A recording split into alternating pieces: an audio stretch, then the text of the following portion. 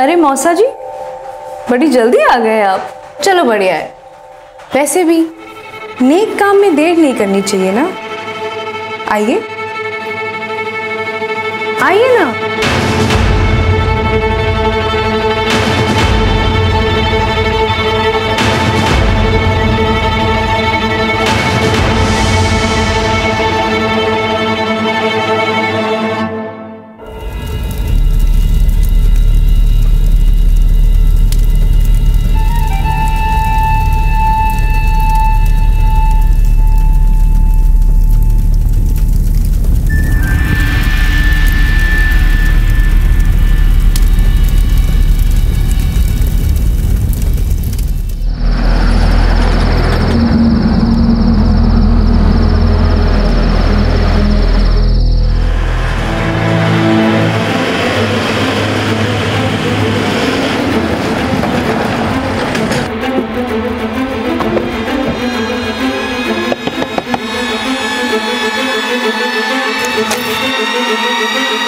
जी बोलिए। तुम्हारे पापा यहाँ हैं? वो यहाँ पे क्यों आएंगे? कल रात से वो अपने घर नहीं लौटे। तो हमें क्या पता उनकी आत्मा कहाँ भटक रही है। तुम्हारे पापा ने बिल्कुल तुम्हारा कांटेक्ट नहीं किया? हमारा कांटेक्ट उनके साथ उसी दिन खत्म हो गया था जब उन्होंने हमें उनके घर से निकाल दिया था। घर के बाकी के लोग कहाँ हैं? मौसी सत्संग में है, मौसा अपने दफ्तर गए हैं और अमर गराज में। सर मैंने सबकी एलाबाई चेक की। भारती, उसके मौसा, मौसी और अमर कल से यहीं थे। ये भारती का हस्बैंड कौन से गैरेज में काम करता है? यही पास में सर। भारती से उसकी मुलाकात वाकई इसी शहर में हुई थी या कुछ पुराना याराना है? सर पूछताछ से तो यही सामने आया कि भारती के यहाँ आने के बाद दोनों में प्यार हुआ, फिर शादी। हमें इनके रिश्तों को क्रॉस चेक करना होगा अरविंद, क्योंकि जब तक भारती को प्रेग्नेंट करने वाला और उसका अबॉर्शन करवाने वाला नहीं मिल जाता तब तक ना ही माधवी की हत्या का केस सॉल्व होगा और ना ही सारथी के गायब होने की वजह मिलेगी। ये माधवी की लैंडलाइन की डिटेल्स का क्या हुआ? आज आ जाएगी सर।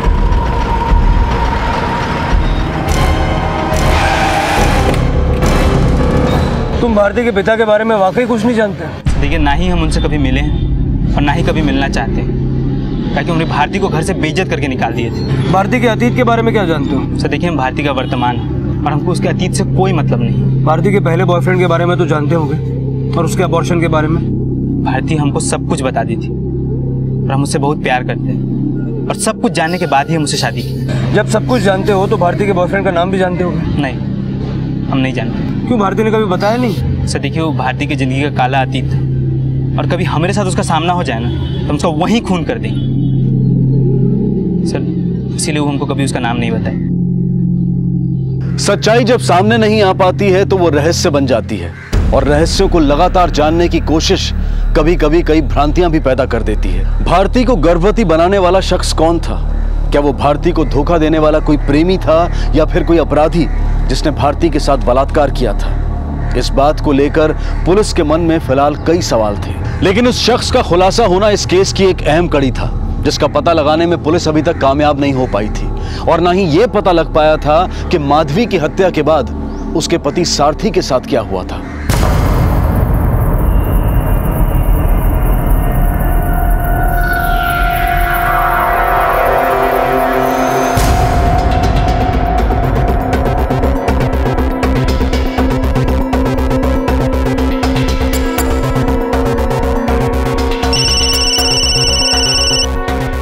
हेलो सर, हमने सारथी के दफ्तर और इसके आसपास के सभी मोहल्ले में पूछताछ की, लेकिन सारथी के गायब होने का कोई क्लू हाथ नहीं लग रहा है। ओके।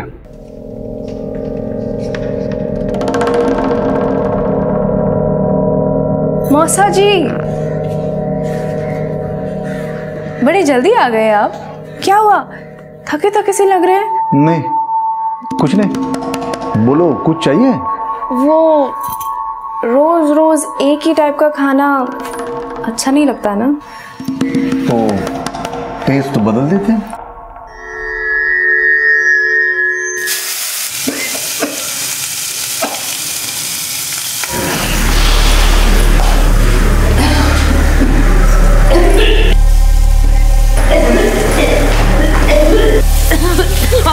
आप खाना बना रहे हैं? अरे हाँ, तू सत्संग गई थी। वो भारती अमर के साथ उनके कमरे में है। अब क्या है, नई नई शादी हुई है उनकी, तो सोचा उन्हें क्यों डिस्टर्ब करे। आपको हो क्या गया है आजकल? तू ये सब छोड़ दे, जा हाथ मुंह धो के आना, 5 मिनट में खाना तैयार हो जाएगा।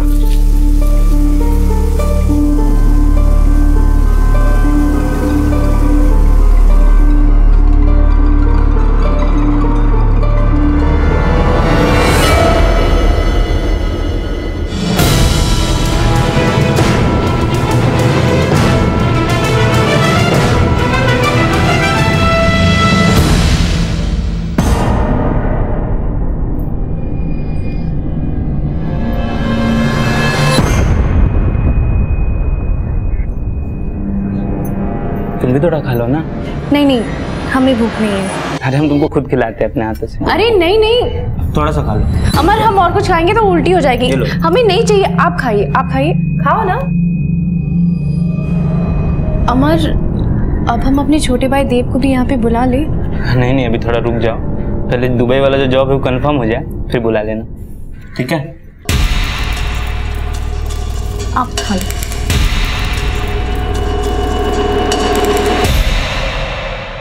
चौबीस घंटे हो गए, पापा अभी तक घर नहीं आए और आप उन्हें ढूंढ भी नहीं रहे। तुम अगर हमारी मदद कर सको तो हमें उन्हें ढूंढने में आसानी होगी। कैसी मदद? अच्छे से सोच के बताओ, तुम्हारे पापा कहाँ जा सकते हैं? आप ये सवाल हमसे कितनी बार पूछेंगे? हमने आपसे कहा ना, वो हम पे गुस्से में चिल्लाए और घर से निकल गए, बस इसके अलावा हमें कुछ नहीं पता। ठीक है, कुछ भी पता चलेगा तो हम इन्फॉर्म कर देंगे। आप सब पुलिस वाले ऐसे ही बोलते हैं। चल।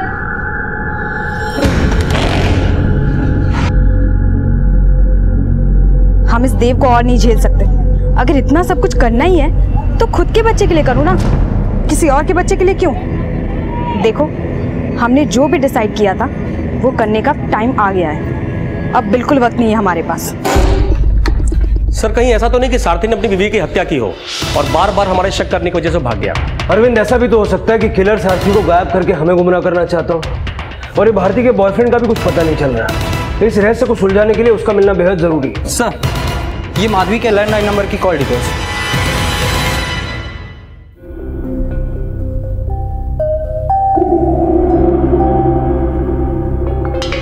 माधवी के घर के लैंडलाइन से भारती के मौसा के घर लैंडलाइन पर भी फोन होता था और मौसा के मोबाइल पर भी, लेकिन मौसा के सिर्फ मोबाइल से माधवी के घर फोन होता था, लैंडलाइन से कभी नहीं। और भारती का ये कहना है कि वो अपने माँ या बाप किसी के कांटेक्ट में नहीं है। तो फिर ये मौसा फोन क्यों करता था और किससे बात करता था? भारती की माँ माधवी से या सारथी से? और सर, ये सारे फोन कॉल्स तब तक हुए हैं जब तक माधवी जिंदा थी। इन फोन कॉल्स का कनेक्शन माधवी की हत्या से जुड़ा हुआ है और शायद सारथी के अचानक गायब होने से भी। क्या मौसा और सारथी में कोई कनेक्शन था, या मौसा और माधवी में? और भारती का अपने बॉयफ्रेंड के बारे में ना बताना, ये क्या कनेक्शन?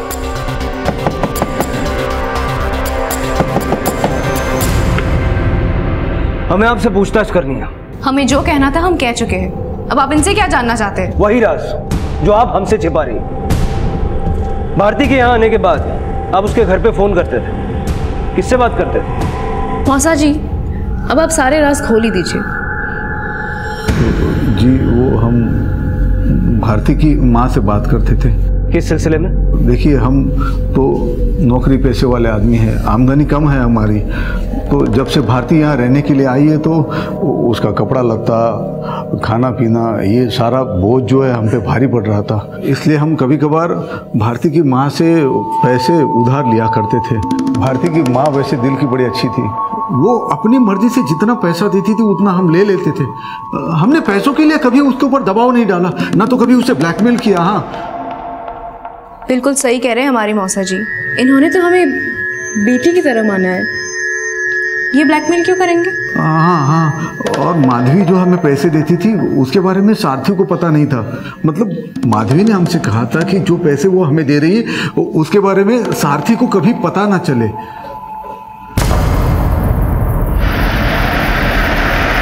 अरविंद, हमारे बिना पूछे ही मौसा ने ये साफ करने की कोशिश की कि वो माधवी को ब्लैकमेल नहीं करता था। और सर, इनडायरेक्टली उसने ये बताने की भी कोशिश की कि अगर सारथी को पता चल जाता कि माधवी भारती के खर्चे के लिए पैसे देती थी तो वो माधवी से झगड़ता, शायद मार भी देता। भारती भी बढ़ चढ़ के अपने मौसा को सपोर्ट कर रही थी, जैसे मौसा भतीजी मिलके कोई खिचड़ी पका रहे हैं। काजल के पास चलो, देखते हैं वो इन फोन कॉल्स के बारे में क्या जानती है।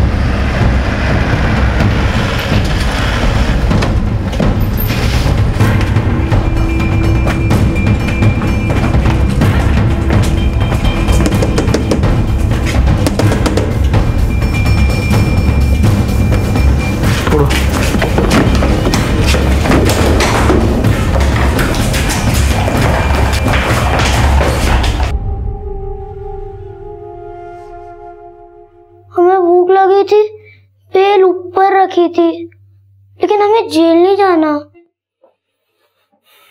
बेटा, तुम्हें कोई जेल नहीं लेके जाएगा। तुम बस ये बताओ कि तुम्हारी काजल दीदी कहाँ है?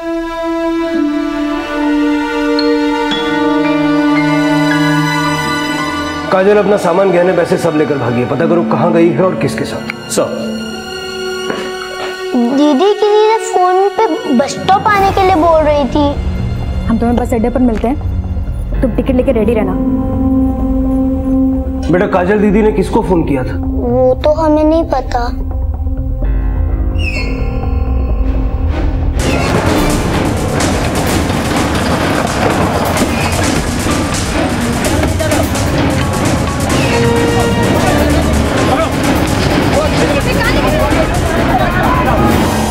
बेटा घर पे मौसा जी का फोन आता था? हाँ आता था। और कौन उनसे बात करता था, माँ या पिताजी? माँ। मौसा जी पापा घर पे नहीं है, माँ है। माँ मौसा जी का फोन है। हाँ ठीक है, तुम जाओ। हाँ पर किसी को बोलना नहीं, जाओ जाओ। हेलो। उस दिन के बाद माँ हमें कभी फोन उठाने नहीं देती थी। बेटा तुम्हारे मौसा जी तुम्हारी माँ से मिलने भी आते थे? हाँ आते थे, और माँ भी उनसे मिलने जाती थी।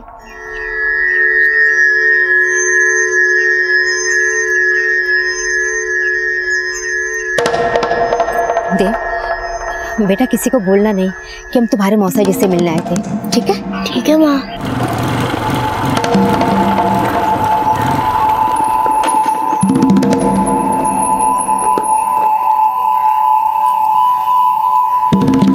भारती कैसी है? ठीक है। इतने से पैसे में तेरी बेटी को पालें, जितने मांगे थे उतने पूरे चाहिए, वरना आज क्या तेरी बेटी को घर से बाहर कर देते हैं। आप ऐसा मत कीजिए, अगले हफ्ते हम ज्यादा पैसे देंगे। बेटा जब अगली बार माँ मिली तो मौसा ने क्या बोला? उसके बाद माँ हमें अपने साथ कभी लेके नहीं गई। दीदी कहाँ भाग रही थी? हम क्यों भागेंगे, हम तो अपने दोस्त से मिलने गए थे। घर से सारे गहने और पैसे लेकर दोस्त से मिलने गई थी?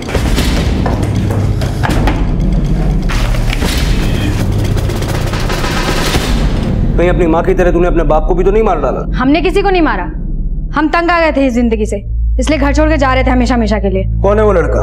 उदय नाम है हमारा, और हम काजल से प्यार करते हैं। कहीं ये वही लड़का तो नहीं जिसने भारती को भी अपने प्यार के जाल में फंसाया था?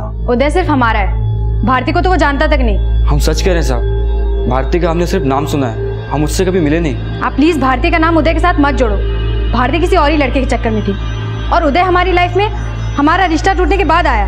हाँ साहब, काजल और हम कुछ दिन पहले ही मिले थे, हम दोनों शादी करना चाहते हैं। तुमने अपने माँ बाप को इस लड़के के बारे में बताया था? नहीं, और हम उन्हें बताते भी नहीं। हमने तो उदय के साथ पहले ही भागने का प्लान कर लिया था, वो तो हमारी माँ को किसी ने मार दिया, और अगर उस वक्त हम भागते तो आपको यही लगता कि हमने उस औरत का खून किया। वो औरत तुम्हारी माँ थी, उसके लिए तुम्हारे दिल में इज्जत हमें पहले भी नजर नहीं आई, लेकिन अब ये ऐसी भाषा सुन के साफ हो गया। बोल, क्या नफरत पाल रखी थी तूने अपनी माँ के लिए? वो हमारी माँ नहीं थी, वो सिर्फ भारती की माँ थी। उस विधवा औरत ने हमारे पापा को फंसाकर उनसे शादी की। हाँ, हमने जन्म उनके पेट से लिया था, लेकिन वो सौतेली थी, और अगर वो हमें अपनी बेटी मानती तो उस बच्चलन भारती के लिए हमारी शादी के गहने नहीं बेचती।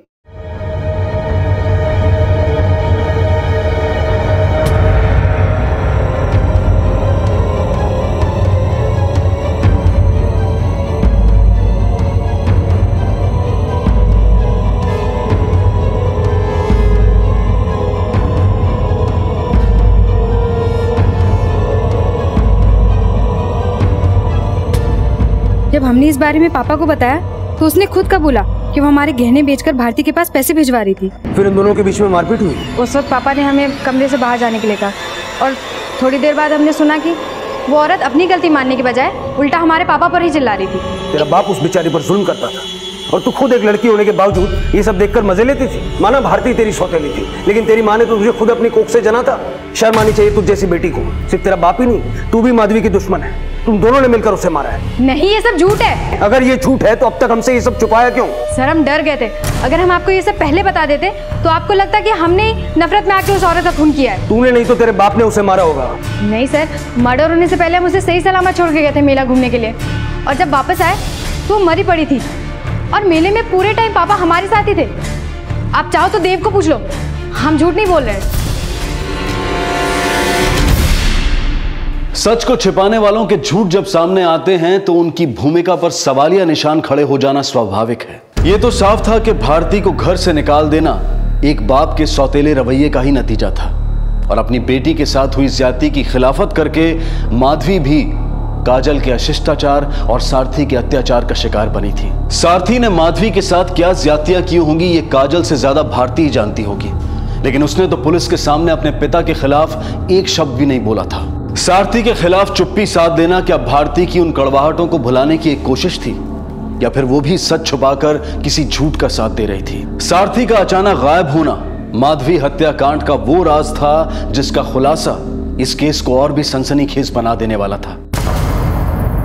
सर कहीं ऐसा तो नहीं कि सारथी ने किसी को हायर किया हो माधवी का मर्डर करने के लिए और हमें गुमराह करने के लिए उसने मेले में काजल और देव के साथ अपनी एलाबाई बना ली? कहीं वो उदय तो नहीं जिसके साथ काजल भाग रही थी? इस उदय और काजल को रिमांड पे लो, ओगलवाओ सच क्या है और सारथी को ढूंढने में तेजी बढ़ाओ। सर 2 दिन में पूरा शहर छान मारा, ना ही उसे किसी ने कहीं जाते हुए देखा है और ना ही उसके कहीं छुपे होने का क्लू हाथ लगा। अरविंद, जो तस्वीर सारथी की बनती हुई नजर आ रही है उससे ये लगता है कि वो एक नंबर का शराबी और लिच्चड़ आदमी था। ऐसे लोग अक्सर वेश्याखानों पर भी जाया करते हैं। उसको आम शहरियों में ढूंढने की बजाय ऐसे अड्डों पे ढूंढना चाहिए जहां जाने की उसकी फितरत नजर आ रही है।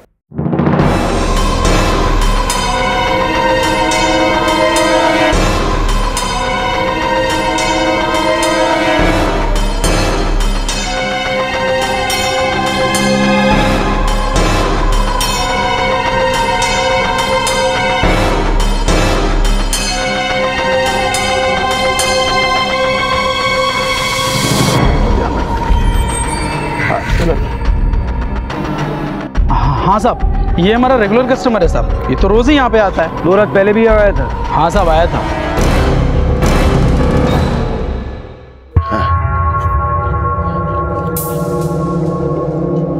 क्या हुआ सेठ, चेहरा क्यों उतरा है तुम्हारा? हमारी बीवी मर गई है आज, उसी फूंक के आए हैं अभी। अरे उसके अरमानों को फूंक के तो तुम रोज इधर आते हो, उसमें नया क्या है? डॉली कहाँ है? बुलाओ। डॉली को बुखार है, आज तुम कोई और ले जाओ।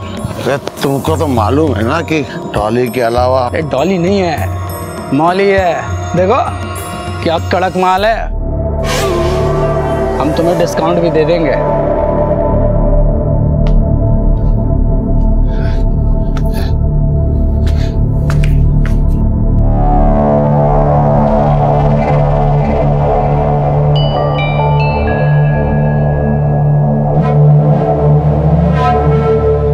फिर वो चला गया साहब। कहाँ गया? घर ही गया होगा। वो यहाँ आता कैसे था? मेरा मतलब स्कूटर, साइकिल, ऑटो? साहब वो चलकर यहाँ आता था और चलकर ही जाता था साहब। सर यहाँ से 2 किलोमीटर दूर एक बस स्टॉप है। 2 किलोमीटर? सारथी बस स्टॉप तक पैदल जाता था? सर सारथी दारू पिया हुआ था, हाईवे एक्सीडेंट के चांसेस भी हो सकते हैं सर।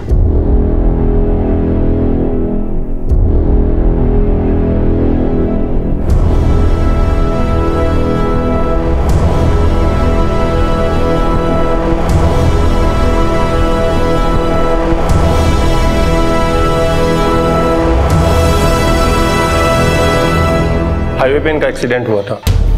इसको होश कब तक आएगा? बता नहीं सकते, इनकी हालत बहुत खराब है।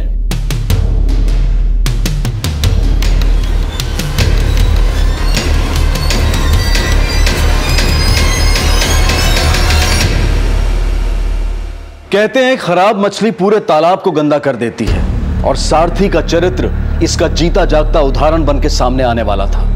लेकिन भारती जो उदाहरण पेश करना चाहती थी वो भी एक योजनाबद्ध अपराध की विफलता का साक्षी बनने वाला था। अरे आ रहे हैं, इतनी क्या जल्दी? आ रहे। अरे भारती भारती भारती भारती हमरा दुबई में नौकरी लग गया है। क्या? और जैसे फिजिकल फिटनेस का रिपोर्ट आ जाएगा जॉब कंफर्म हो जाएगा। अरे आपको तो बुखार है। अरे कुछ नहीं, अब सुनो मेरी बात, अब तो अपने भाई देव को बुला लेना, हम तीनों एक साथ अपनी नई जिंदगी की शुरुआत करेंगे। तो भी कहाँ? दुबई में। हाँ लेकिन बुखार में आपने टेस्ट करा दिया, अगर रिपोर्ट में कुछ ऐसा वैसा। कुछ नहीं होगा, मामूली सा बुखार है भारती। सब तुम जाओ चाय बनाओ, हम चेंज करके आते हैं।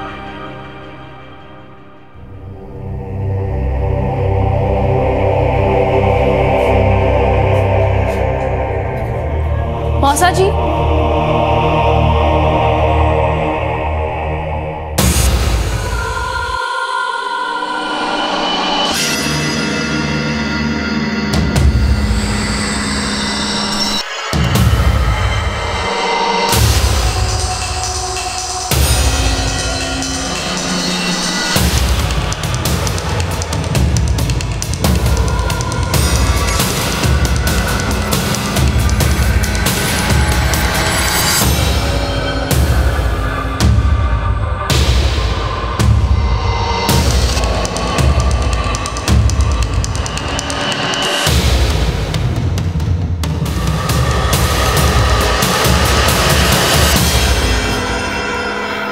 ये लो अमर, काढ़ा पी लो, इससे तुम ठीक हो जाओगे।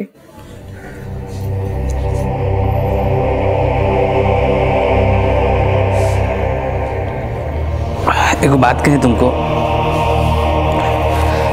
तुम्हारा ही काढ़ा ना गले से नहीं उतरता है। जिद मत करो अमर, चुपचाप पी लो। पियो पियो, चलो खत्म कर लो। अरे सुनो तो, तुमको लगता है कि काढ़ा पी के हम ठीक हो जाएंगे? हमको तो लगता है कि और बीमार पड़ जाएंगे। अरे अरे गुस्सा काहे हो रही हो? मजाक कर रहे थे खाली। देखो देखो पी रहे हैं, देखो।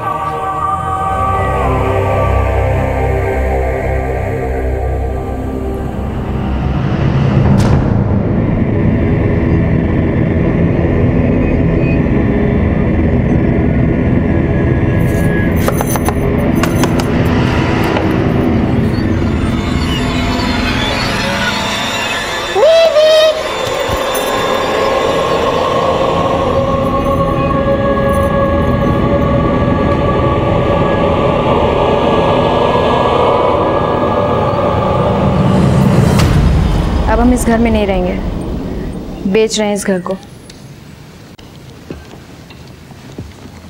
ये देव का बैग है। अगर तुम सोच रहे हो कि हम इस घर में तुम्हें हिस्सा देंगे तो ये ख्याल अपने दिमाग से निकाल देना। अगर पापा HIV पॉजिटिव नहीं होते तो एक बार के लिए मैं सोच भी लेते, लेकिन पापा के इलाज के लिए हमें पैसों की बहुत ज़रूरत है। पापा HIV पॉजिटिव?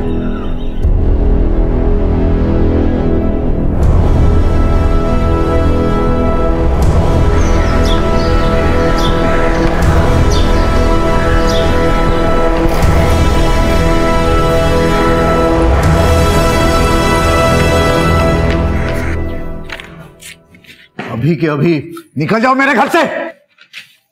तुम दोनों को तो एक मिनट के लिए बर्दाश्त नहीं कर सकते हमारे घर में। और कान खोल के सुन लो, ये घर है हमारा, कोई वैशालय नहीं है। क्या बोला तू? हमें वैसे बुलाता है? हमें वैसे बुलाता है? तू क्या है? हाँ? बता तू क्या है? ये लड़की क्या बकवास कर रही है तू? इस लड़के को एड्स है, हमें अच्छे से पता है कि तूने क्या क्या गुल खिलाए हैं। तेरी पत्नी ने क्या क्या गुल खिलाए वो तुझे नहीं पता?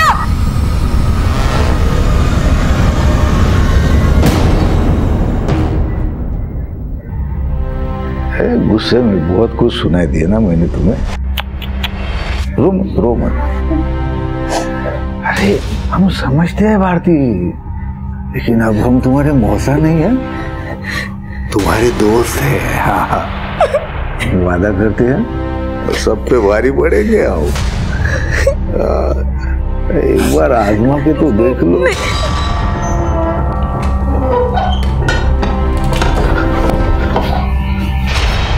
अरे तुम जल्दी आ गई? अरे वो हम चंदे के लिए पैसे लेना भूल गए। जाओ ले लो।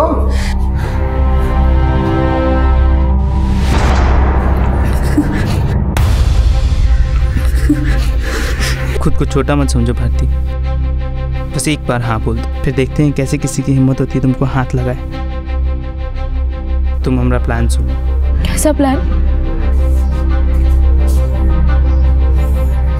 मौसा जी, वो मौसी जी घर पे नहीं है, वो 2 घंटे बाद ही आएंगी। अरे वाह, कुआं खुद पैसे को बुला रहे। हमें पता था, लिफाफा कुछ और है और अंदर सामान कुछ और।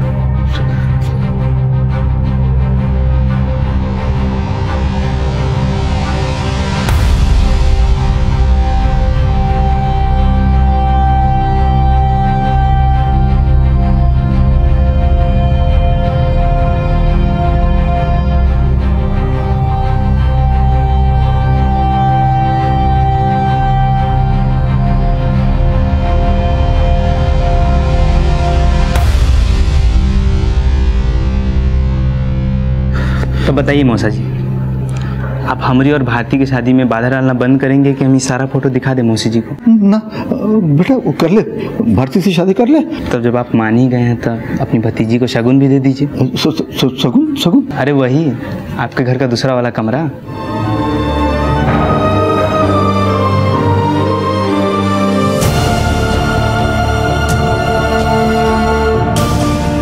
अरे मौसा जी, बड़ी जल्दी आ गए आप। चलो बढ़िया है। वैसे भी नेक काम में देर नहीं करनी चाहिए ना। आइए।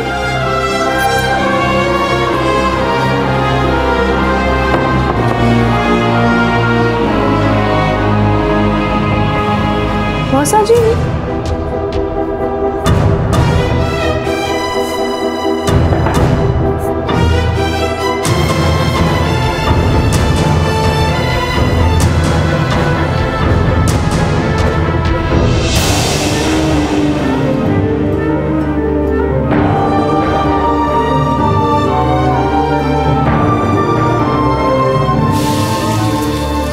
साथ में डालो ना वो भी। चलो चलो। हम नहीं करेंगे। तो हम सबको ये दिखा दे। करो करो करो। हम मानते हैं कि हमने तुझे ब्लैकमेल किया था, लेकिन उस रात जो तू हमारे साथ करने वाला था वो क्या था? हमें वैसे बुलाता है। अब बता अपनी बीवी को, बता ना।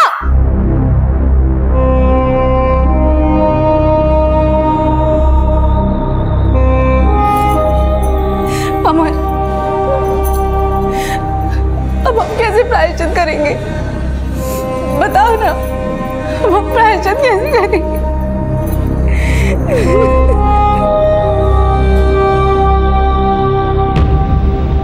भारती, अमर, तुम दोनों को हमारे साथ पुलिस स्टेशन चलना पड़ेगा। हमें पता चल गया है कि सारथी के बाद अमर को भी एड्स है, और हमने पता लगा लिया है कि तुम दोनों ने क्या किया है। और मौसा जी, आप भी, इन दोनों ने आपको ब्लैकमेल किया, लेकिन तूने भी तो भारती को मोलेस्ट किया है। ले चलो इसे।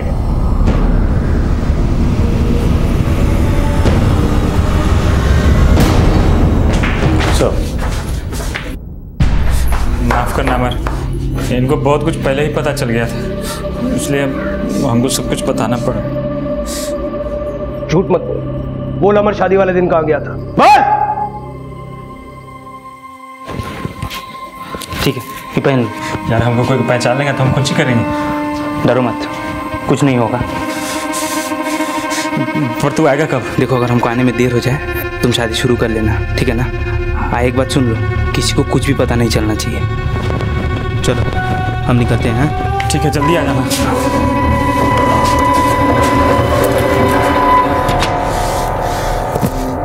तो तू वहां से माधवी को मारने के लिए निकला? नहीं सर, हम माधवी के पति सारथी को मारना चाहते थे।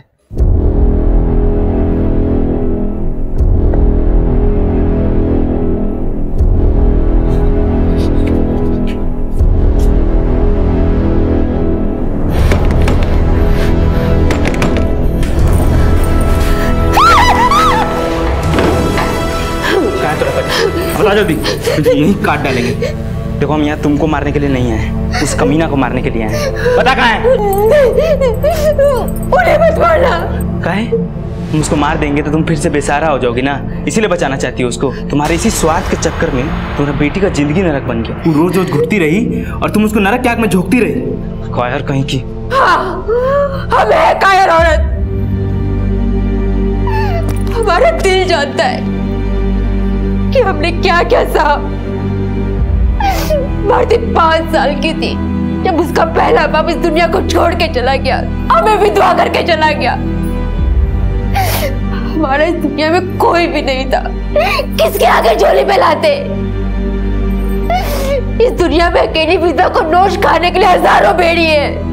सारथी ने तो हमसे शादी की, हमें छत दी, सहारा दिया। तुम अभी भी उस कमीना का एहसान मान रही हो? हम जानते हैं उसने हमारी मजबूरी का फायदा उठाया, लेकिन हमारे पास और कोई रास्ता भी तो नहीं था। अगर हम उसका विरोध करते तो बाहर भी तो ठोकरें ही मिलती। इसलिए उसका अत्याचार सहने में ही हमने भलाई समझी। तो तू अपना मजबूरी अपना बेटी के ऊपर थोप दी हैं? कैसन माँ हो तुम? तुम तो इस माँ का दर्द समझ ही नहीं सकते। यही रोना रो रो के तो अपना बेटी का मुस्कान छीन ली, तो उसी समय मार देना चाहिए था वो कमीना को, लेकिन तुम नहीं मारी ना। वो काम करने के लिए आज हम यहाँ हैं। बताओ तुम्हारा पति कहाँ है? नहीं नहीं बेटा, मैं तुम्हारे आगे हाथ जोड़ती हूँ, उन्हें मत मारना। तुम अभी भी उस कमीना को बचाना चाहती हो? तू है तुम जैसी माँ पे।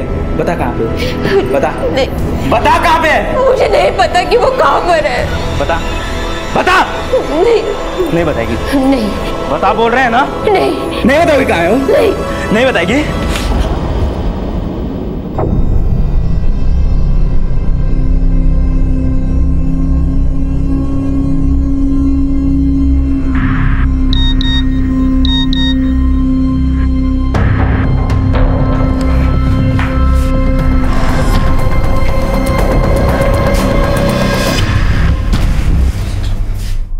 सर हम उनको मारना नहीं चाहते थे, वो एक हादसा था, लेकिन हम सारथी को जरूर मारना चाहते थे, कहीं कि वो अपनी भारती को बहुत तकलीफ दिया था।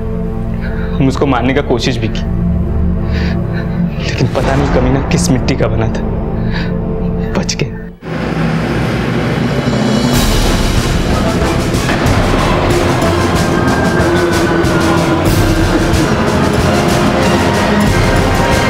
सर हम जो भी किए, भले उसमें भारती की माँ की जान चली गई, लेकिन उनको भी तो एक न एक दिन मरना ही था हमारी तरह। हमको एक बात का हमेशा पछतावा रहेगा कि हम भारती की जिंदगी में पहले क्यों नहीं है। हम उसको हर खुशी देना चाहते थे, लेकिन कुछ नहीं हो पाया, सब खत्म हो गया। पछतावा तो हमें रहेगा कि हमने क्यों वो सपने देखे जो अमर ने हमें दिखाए। हमारी जिंदगी तो हमेशा से ऐसी ही थी, तो फिर हमने क्यों साहस किया अमर से शादी करने का। जी लेते हम अपनी जिंदगी जिस हाल पे हमारे बाप ने हमें छोड़ दिया था। 16 साल की उम्र से सहे तो रहे थे हम।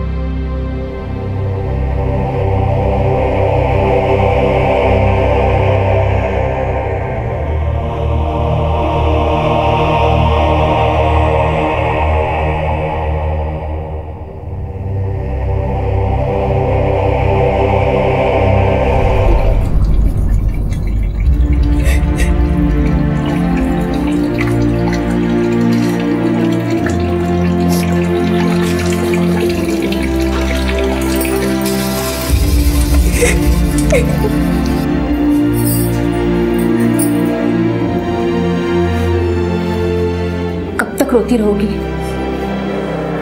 हम जैसी औरतों के ना आंसू की कोई कीमत होती है, ना शरीर की। अरे गनीमत समझ, उसने समाज में हमें इज्जत दे रखी है। अगर वो नहीं होता ना तो आज हम बाजारू होते।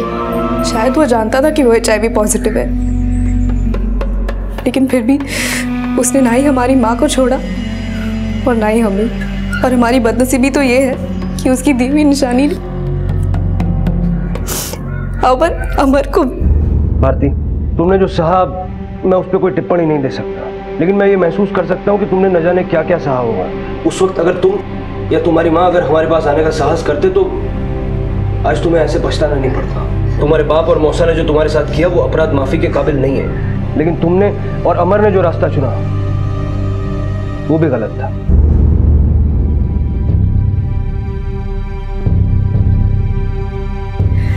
हमसे जाने अनजाने में कई भूल हो जाती है। हमें अक्सर हिंसा का बदला हिंसा से और गाली का बदला गाली से लेना ठीक लगता है। जहाँ पे हमें आवाज उठानी चाहिए वहाँ हम खामोश हो जाते हैं, और जहाँ हमें कदम से कदम मिला के साथ में चलने की जरूरत होती है वहाँ हम रुक जाते हैं। हम मानते हैं कि गलतियां करना इंसान की आदत होती है, पर हमें एक बार ये जरूर सोचना चाहिए कि अपनी ये गलतियां बार बार दोहरा के क्या हम अपनी गलतियों से कुछ सीख रहे हैं, क्या नहीं। अब हम शायद ज्यादा दिन जिंदा नहीं रहेंगे, पर इस दुनिया से जाते जाते ये जरूर सीखने की कोशिश करेंगे। कुछ भूलों का परिणाम इतना दुखद होता है जो जनाजा उठने तक भी इंसान का साथ नहीं छोड़ती, लेकिन अगर निर्दोष होकर भी किसी को सजा भुगतने पर मजबूर कर दिया जाए तो फिर बड़े से बड़ा न्याय भी पीड़ित के जख्म नहीं भर सकता। सारथी से बदला लेने के लिए भारती और अमर ने जो कुछ भी किया उसे कतई न्याय संगत नहीं ठहराया जा सकता, लेकिन उनके साथ जो नाइंसाफी हुई वो एक ऐसा अपराध है जिसके लिए सारथी को कड़ी से कड़ी सजा भी दी जाए तो वो कम ही होगी। अब मैं अनूप सोनी आपसे विदा लेता हूं, फिर मुलाकात होगी अगले एपिसोड में एक और चौंका देने वाले केस के साथ। तब तक अपना और अपने परिवार का ख्याल रखें और देखते रहें क्राइम पेट्रोल डायल 100। सबक एक को सीख हम सबको। जय हिंद।